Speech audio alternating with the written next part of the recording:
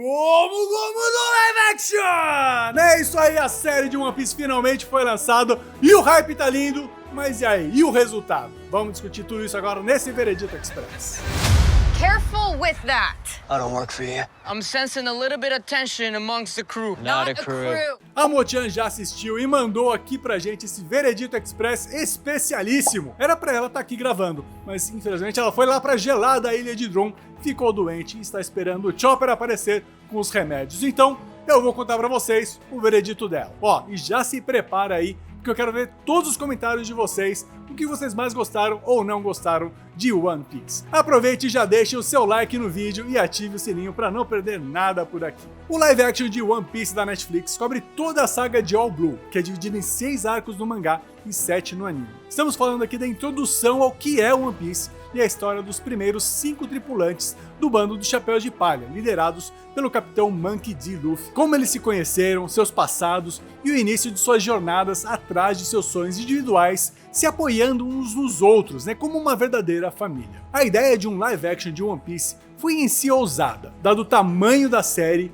e a sua natureza lúdica, que conta com uma grandiosa, uma gigantesca quantidade de cenários e também de personagens. Para fazer isso acontecer, o investimento foi de 18 milhões de dólares em média por episódio, que poderia ser considerado um exagero, mas tudo isso aparece ali nos cenários, figurinos, atores e na computação gráfica. A produção não subestima o público, nem quem é fã, nem o público que pode acabar conhecendo agora a obra através desse live action. Não parece que é uma adaptação de desenho infantil, mesmo sendo um universo lúdico com personagens que carregam a inocência da infância. A linguagem que eles utilizaram é cinematográfica, uma coisa assim bem típica dos filmes de Hollywood, e é o que o One Piece pede e merece, por conta principalmente de todos os seus detalhes e propostas de cenários e ação. Claramente, todos da produção levaram a sério e acreditaram em todos os detalhes desse universo, inclusive o dinamismo das cenas com jogos de câmera e também coreografias. A computação gráfica e a construção de todos os sets e figurino lembram muito em vários momentos, sei lá, um Piratas do Caribe, e não tem nada melhor do que um elogio como esse, Porém, faltam ali inspirações na linguagem cinematográfica japonesa, sem falar em elenco. Tudo bem que estamos falando aqui de uma produção global, mas a gente sabe que é uma obra original japonesa. Então seria legal, dar essa oportunidade, aproveitar essa ponte cultural para dar mais visibilidade, por exemplo, a mais profissionais do mercado asiático em uma obra desse alcance. Apesar disso, a direção se apropriou muito bem do mangá como um storyboard, aproveitando ângulos de câmera que remetem diretamente aos quadrinhos, algumas vezes mais sutis, outras vezes uma linguagem mais natural do cinema mesmo. Quanto ao roteiro, existe sim um equilíbrio satisfatório entre fidelidade e adaptação. Só para ilustrar, a gente tem ali alguns exemplos de outras produções da própria Netflix. Uma que foi totalmente adaptada, que foi Death Note, e uma que foi praticamente literal, que foi Cowboy Bebop. Por isso, a adaptação de One Piece foi muito inteligente, apesar de em alguns momentos existir um desequilíbrio de ritmo,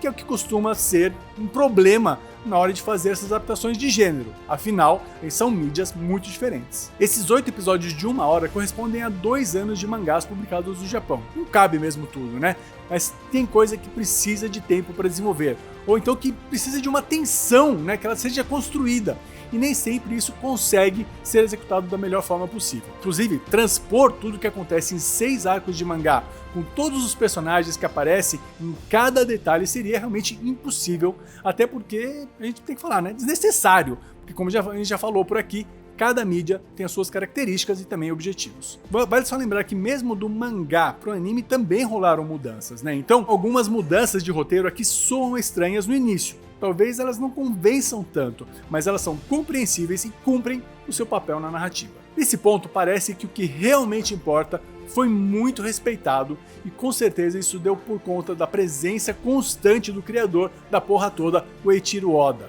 como o cão vigilante que se disse ser durante a produção dessa série. Uma coisa importante de destacar é a atuação. Todos os atores estavam ali entregando seus personagens de forma muito apaixonada, muito intensa. É perceptível ver que esse tipo de trabalho deve ser muito divertido, por ser mais lúdico, mas também é um desafio enorme pela mesma razão.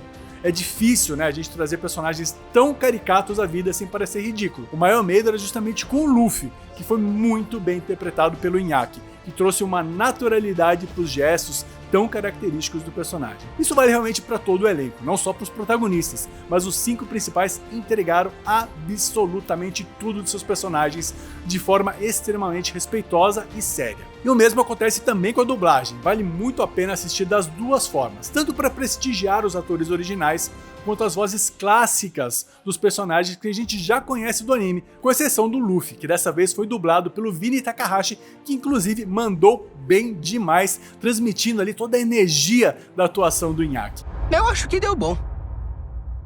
Vocês não acham? Figurinos, maquiagem, computação gráfica e pós-produção trabalharam também de forma muito coerente em conjunto. Os designs de figurino do Oda foram todos muito respeitados. A maquiagem e a computação gráfica se completam de forma maravilhosa e fica um destaque aqui para as perucas e cabelos também muito bem executados, que inclusive tiveram ali apoio da iluminação do set e correção de cor nas cenas com a pós-produção, né? Com certeza para deixar tudo muito bem equilibrado. A computação gráfica dos barcos, cenários, cidades, tudo muito claramente, muito bem executado, muito bem trabalhado mesmo. E por tudo isso, One Piece Live Action recebeu 4 ovos, segundo a Mo-chan. Ó, estamos falando aí de uma produção global, caríssima, que gerou muito hype, tanto pro bem quanto pro mal, e que entregou tudo o que se propôs e que, ó, por muito pouco, não agrada 100% dos fãs.